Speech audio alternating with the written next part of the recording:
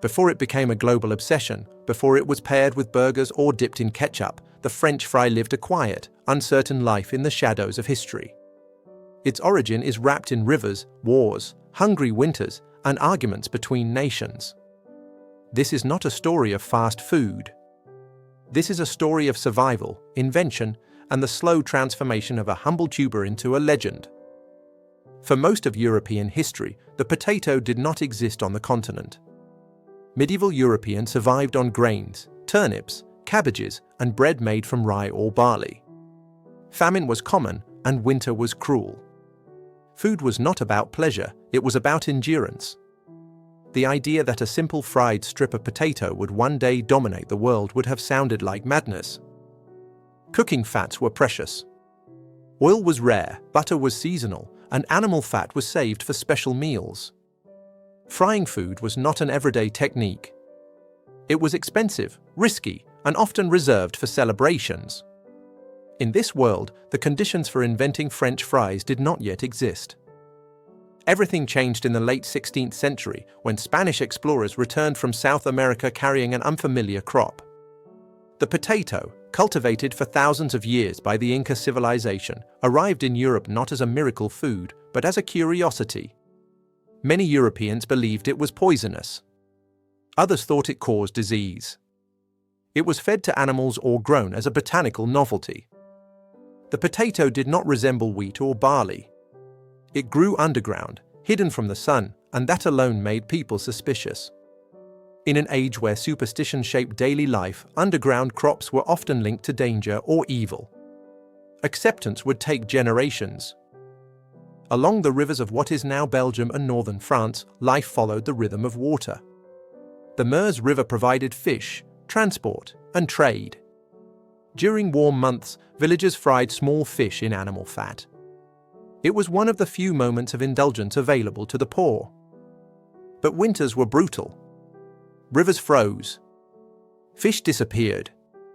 Hunger returned. And in these desperate months, necessity forced creativity. Potatoes, now slowly accepted as animal feed and famine food, became a substitute. Villagers cut them into the shape of small fish and fried them the same way. This moment, born not from luxury, but from hunger, is where many historians place the true birth of the French fry. Not in a royal kitchen, but in the homes of fishermen and farmers trying to survive winter. If French fries were born near Belgium, why are they called French? The answer lies not in invention, but in language and war. In the 18th century, the region spoke French. To outsiders, anything from that area was simply described as French. Centuries later, during wartime encounters, foreign soldiers tasted fried potatoes and associated them with the French language they heard around them. The name stuck. History, once again, simplified a complex origin into a convenient label.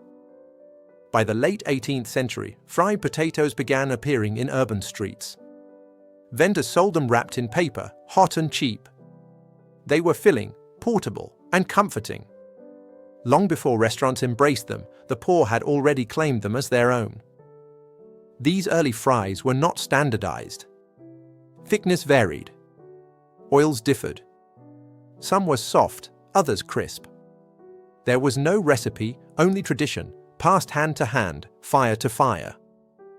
Without understanding chemistry, early cooks discovered something powerful. Frying removed moisture. Heat transformed starch into flavor. Texture became addictive. What they felt intuitively, science would only explain centuries later. By the dawn of the modern age, fried potatoes had escaped poverty and entered culture. But their journey was far from over. In Part 2, wars, industrial kitchens, and global trade will transform a survival food into an international icon and ignite one of the greatest culinary debates in history. History often moves fastest during war. Armies march, borders shift, and cultures collide. In the 18th and early 19th centuries, European conflicts forced soldiers to live among civilian populations. Food traditions traveled with them. Fried potatoes, once local, began spreading across regions through military movement. Soldiers valued food that was cheap, filling, and easy to prepare. Fried potatoes met all three requirements: They could be cooked in bulk, eaten without utensils, and provided warmth and energy. War turned fries into a practical ration. By the late 18th century, Parisian streets were alive with food vendors. Fried potatoes appeared under names like pommes frites. What began as poverty food slowly entered urban culture. Taste mattered now, not just survival. French cooks refined technique. Potatoes were cut more evenly. Frying temperatures were controlled intuitively. Texture became intentional.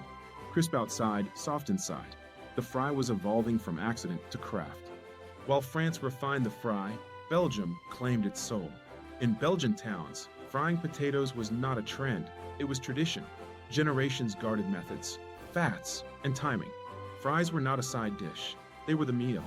The debate over origin intensified as national identities hardened. Food became memory, and memory became ownership. Fries were no longer just fried potatoes. They were history on a plate. At some point in the 19th century, a quiet revolution occurred. Fries were cooked twice. First at lower heat to soften the inside, then again at higher heat to create a crisp shell. The perfect balance was born. No one recorded this discovery. No chef signed their name.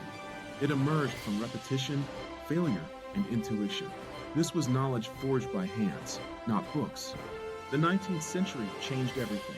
Industrialization reshaped cities and labor. People worked longer hours, needed fast meals, and had little time to cook.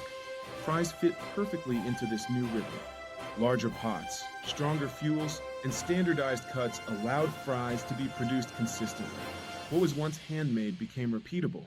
Scale transformed tradition. By the end of the 19th century, fries had completed their transformation. They were no longer emergency food. They were comfort, identity, and habit. Nations argued over them because they mattered. The French fry did not conquer the world through invention alone. It survived famine, adapted to war, refined itself through craft, and scaled through industry. Its power came from simplicity. The story of the French fry is the story of humanity itself. We take what we have, we adapt under pressure, and we turn necessity into culture. Long before modern fast food existed, the fry had already earned its place in history. One cut, one fire, one winter at a time.